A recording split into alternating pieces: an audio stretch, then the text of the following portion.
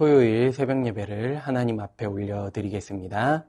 오늘 우리에게 주신 하나님의 말씀은 사도행전 14장 21절에서 28절 말씀입니다.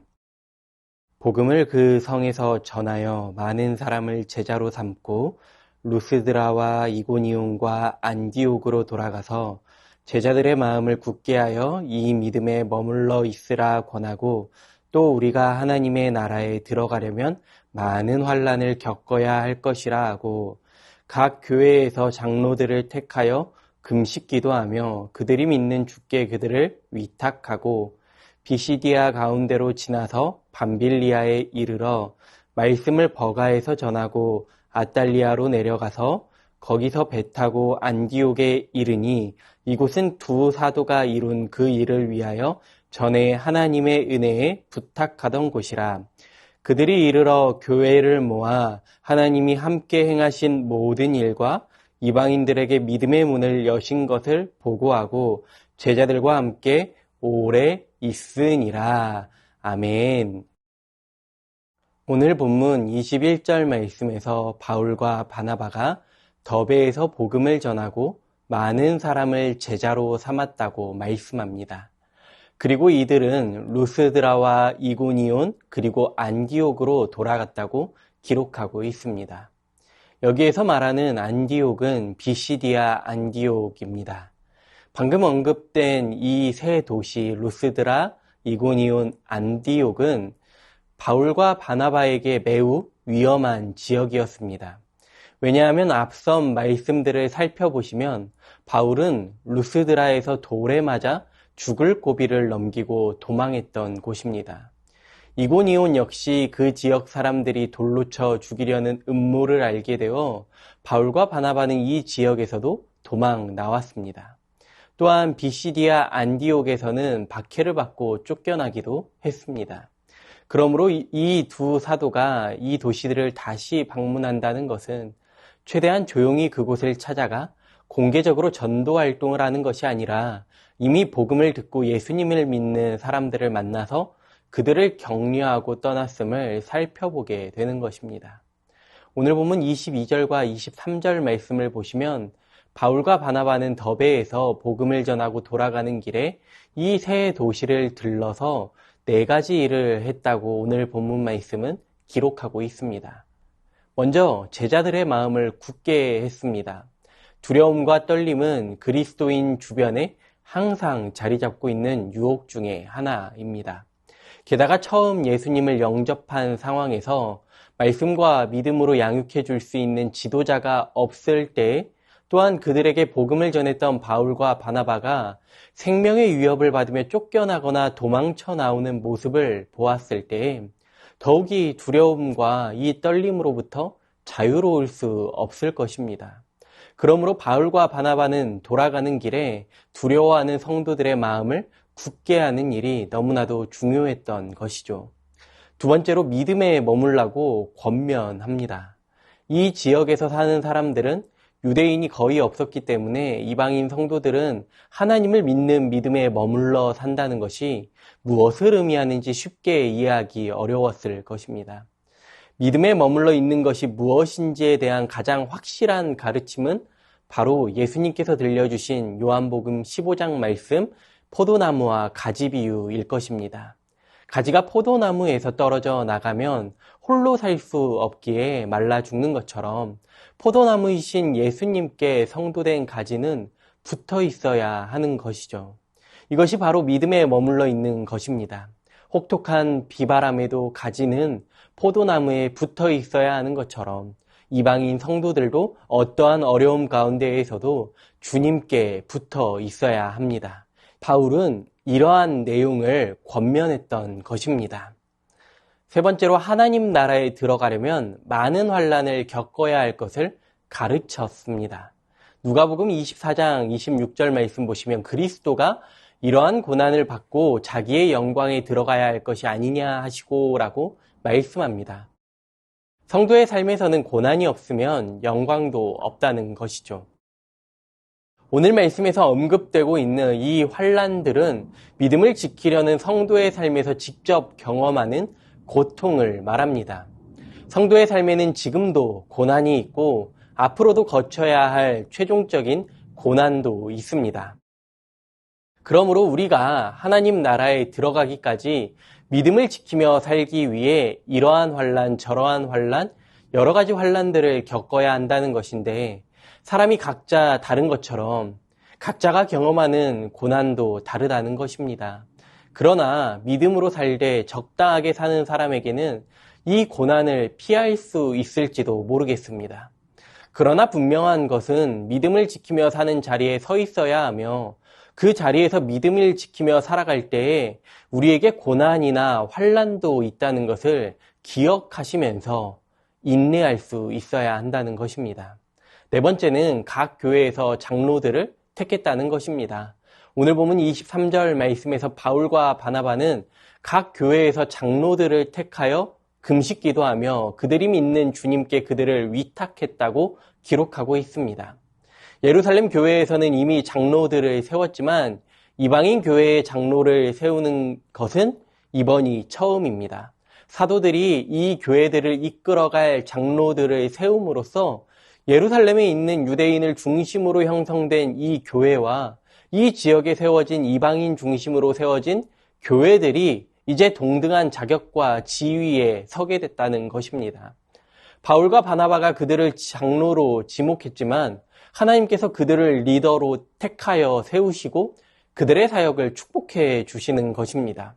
두 사도는 루스드라와 이고니온, 안디옥에 세워진 교회에서 이와 같은 사역을 마치고 나서 비시디아 지방을 거쳐 밤빌리아에 있는 버가에서 말씀을 전합니다.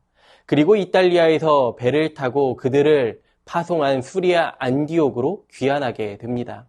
두 사도는 모교회인 이 안디옥으로 돌아와서 하나님께서 행하신 모든 일과 이방인들에게 믿음의 문을 여신 것을 보고합니다. 오늘 말씀에서 바울과 바나바의 여정을 통해 우리는 두 가지 사실을 기억하시기 바랍니다. 먼저 서로 격려해야 합니다. 바울과 바나바는 돌에 맞아 거의 죽음의 자리까지 갔던 위험한 지역으로 다시 되돌아가서 그 지역에서 복음을 듣고 복음을 믿은 제자들을 격려합니다. 예수님을 믿으며 아프지도 않고 어려움도 없고 모든 것이 잘 되는 만사 형통을 기대하는 사람들이 있습니다. 그러나 이러한 것들이 전부가 아니죠.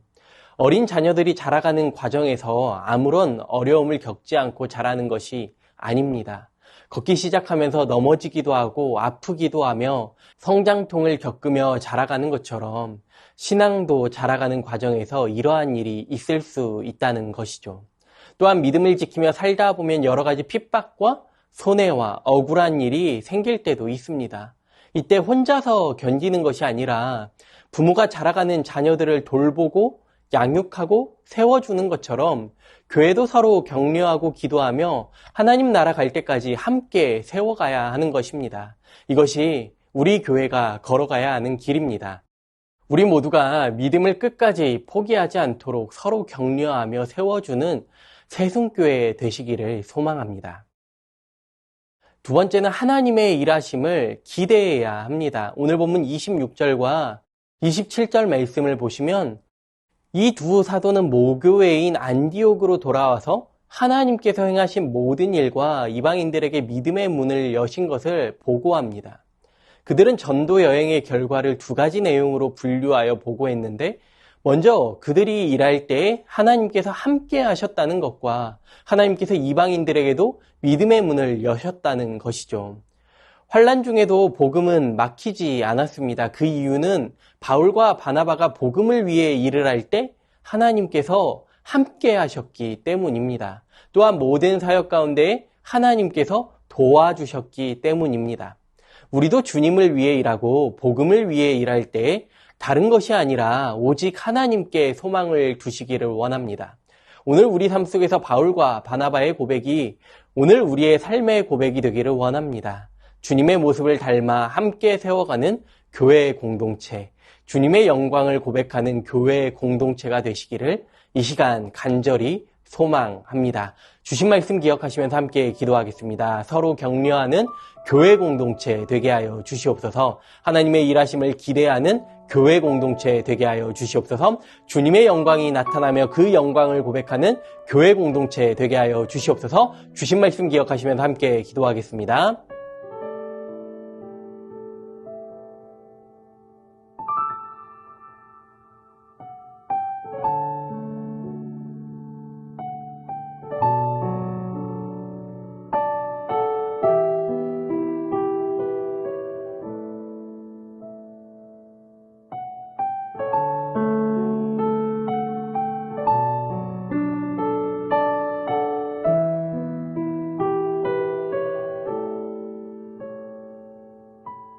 나라와 열방을 위해 기도합니다. 하나님께서 이 나라의 주인이심을 고백하고 경외하는 나라 되게 하여 주시옵소서. 가난하고 아프고 소외된 분들이 소망을 품을 수 있는 이 나라 되게 하여 주시옵소서. 이단과 거짓 우상들은 무너지게 하시고 온 열방 가운데 복음이 선포되게 하여 주시옵소서.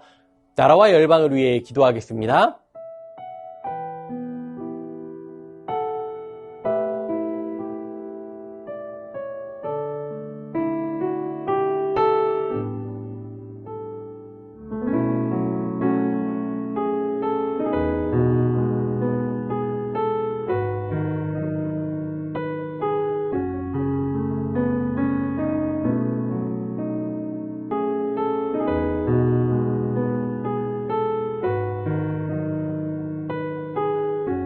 교회를 위해 기도합니다. 하나님의 기억하심을 붙들고 참된 안식과 소망 가운데 살아가게 하여 주시옵소서. 다임 목사님 성령 충만하게 하시고 세임과 능력과 지혜를 더하여 주시옵소서. 교구 순장님들, 교사 순장님들에게 주님 마음 허락하여 주시옵소서. 특별히 복음 전파의 사명을 가지고 나아가는 토요 전도팀을 축복하여 주시고 5월 온가족 축제를 통해 믿지 않는 가족들에게 구원의 은혜 또한 허락하여 주시옵소서. 교회를 위해 기도하겠습니다.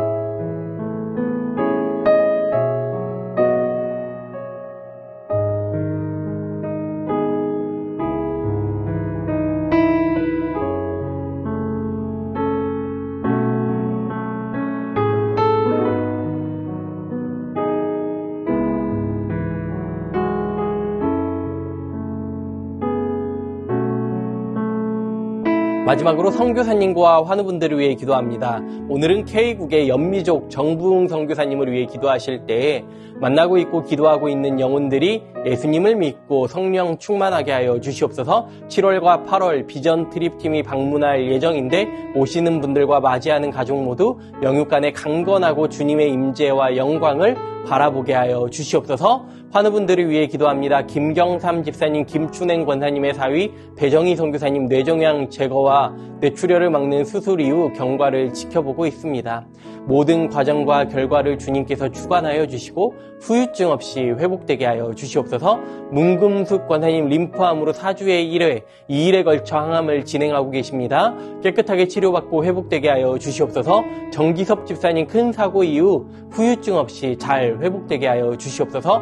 염점동 집사님 한 달에 한 번씩 검사를 진행하고 있습니다. 검사 결과를 인도하여 주시고 깨끗이 회복되어 주님의 일 잘 감당하게 하여 주시옵소서. 조국빈 집사님 집장암 수술 이후 회복 가운데 있습니다. 암세포를 남김없이 제거하여 주시고 완전한 회복 허락하여 주시옵소서. 환양님 권사님 목 디스크 통증으로 치료받고 계십니다. 속히 통증이 사라지고 건강한 일상 살아가게 하여 주시옵소서. 최기숙 집사님 수술 이후 회복 가운데 있습니다. 완전한 회복 하나님 허락하여 주시옵소서. 김민정희 집사님 방사선 치료를 마치고 6월에 피검사 진행합니다. 검사 결과에 따라서 2차 방사선 치료를 진행할지 결정하게 되는데 모든 검사 결과 가운데 하나님 은혜 가운데 진행되게 하여 주시옵소서.